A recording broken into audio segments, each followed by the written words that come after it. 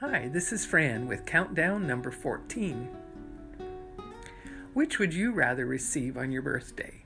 A text message or an email online or a handmade card? In our high-tech, fast-paced world, do you find your fingers mostly go to your phone or your keyboard?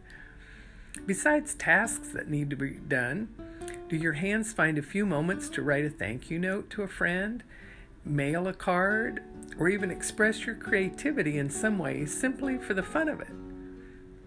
My dear mom is incredibly healthy and active at 88. In fact, I'm hoping she wins a photo contest with her new little electric lawnmower called Grasshopper. But I'm getting off track.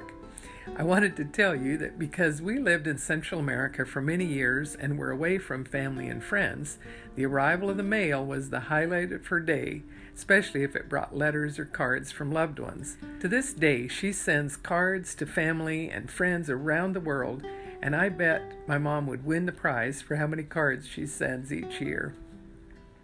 On the other end of the spectrum, when I made a little watercolor card for my friend Priya from India, she said it was the first card she'd ever received, much less a handmade one.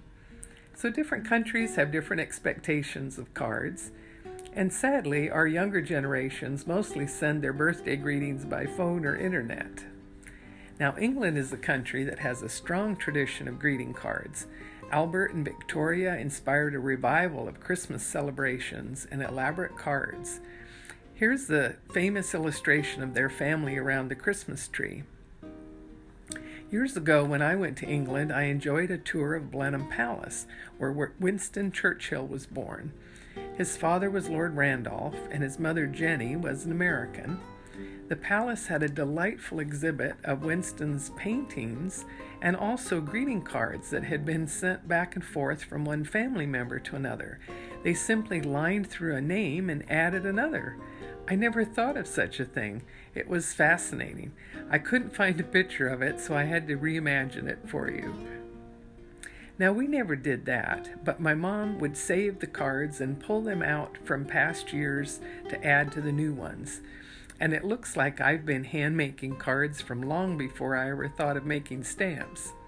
Here's a fun one. My dad built a sailboat, and our Dalmatian Snoopy loved the water at the lake. I can see my stamp designs through the years in these ever-changing styles. So when you make a card for someone, you can make it something special they would like. When I made cards for my friend Hattie, I would use her favorite peachy colors and lots of butterflies. So do you still have some special cards that you received? Would you recognize your grandparents' handwriting? My grandma would write a lovely note or letters, and then my grandpa would just sign off with, "Keep looking up." So in our fast-paced world, a handwritten note or card is a precious gift that you can make or give to family and friends. The focus of this watercolor series will be to make small watercolors that can be done quickly and enjoyed on a card. So how might you preserve the legacy of cards and letters in your family and introduce your kids and grandkids to any old or new ideas? So if you want to win a prize from this video viewing between now and February 7th, you must make a comment. So tell us what you plan to do. Make a commitment, for example, to sending at least one handmade card this year to maybe one person who would most appreciate it.